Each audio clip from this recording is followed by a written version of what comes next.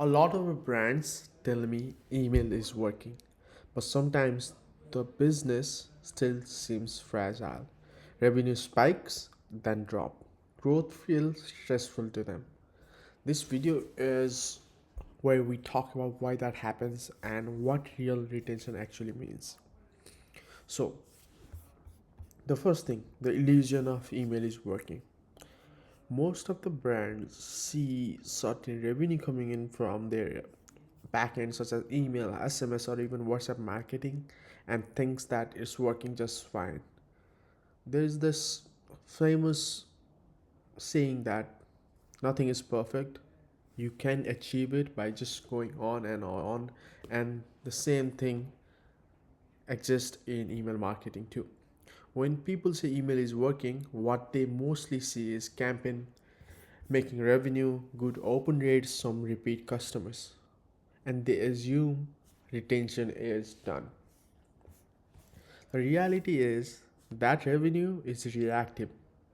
There is no predictability, no system underneath. One campaign sent a week and that's done. You don't know when the next campaign is being sent.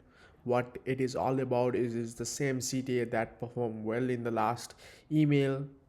They don't know anything about it because they don't have the system intact. Even if the number looks good and it feels like email is working, I guarantee you there are or there will be certain aspect of the backend that could be improved so that your email revenue can go from 20% to 30 to 40%. So that 10% gap means a lot.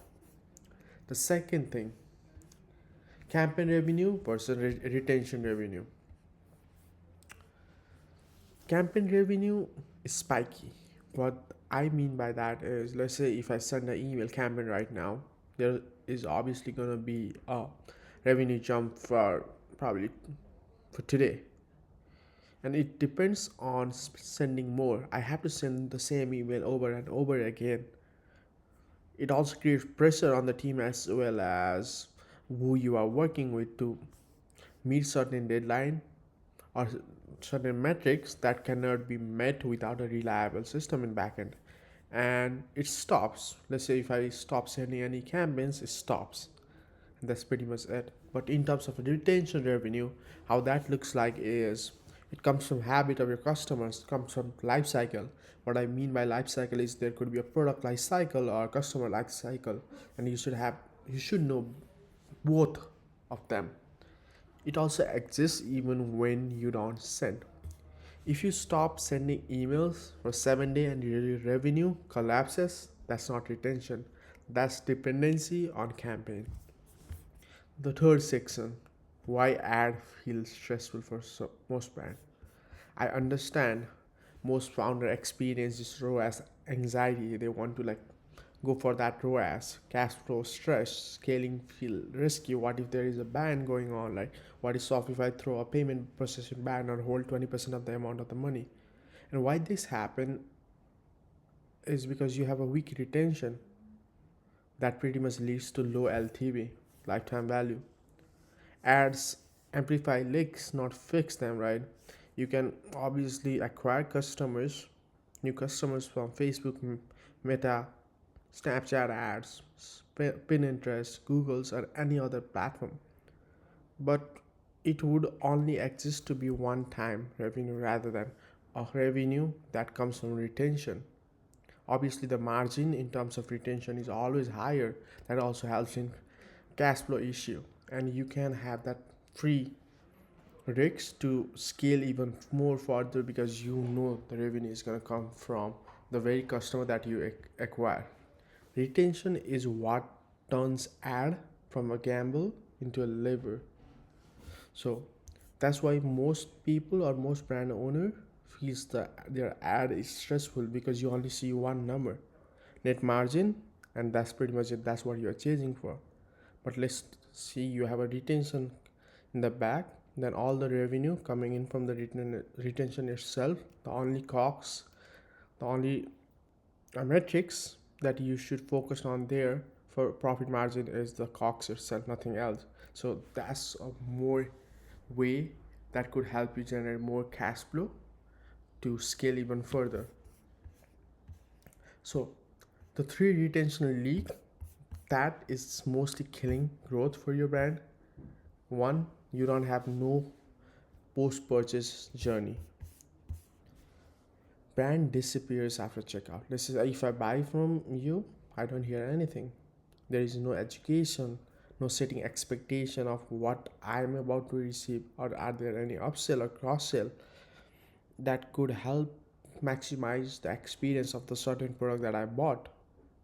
League 2, you don't have no lifecycle on ownership.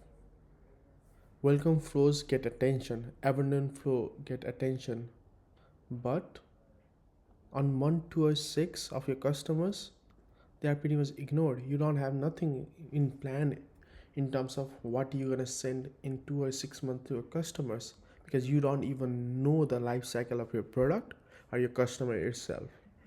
League 3, no narrative between sends. You send one thing on one day and a different thing on the other day. Emails feel random to them. They cannot connect, no continuity, and no long term relationship is formed. Most brands, as I have always said in my tweets and everywhere, most brands don't have a retention problem, they have a life cycle problem. So, what changes when retention is done right? You would have a predictable baseline revenue. You have a calm decision making because you know if your ads are not performing, there is a backend system that would bring you higher margin revenue. Ads feel safer. Black Friday, Cyber Monday become leverage, not panic. We are able to bring close to 60% of revenue from backend itself on Black Friday day to one of these brands. So, some reality checks for you is retention should bring in close to 40 to 60% of your total revenue. Campaigns support system, they don't replace them. Retention isn't just about emails, it's about making growth boring, and boring actually scales. And hope you guys understand that. If this changed how you think about retention even in a little bit, I break this stuff down regularly here. Subscribe if you want less noise and more clarity on emails, SMS, and wholly retention and how everything ties together. Hope you have a good one, and I'm looking forward to visiting you on the next one.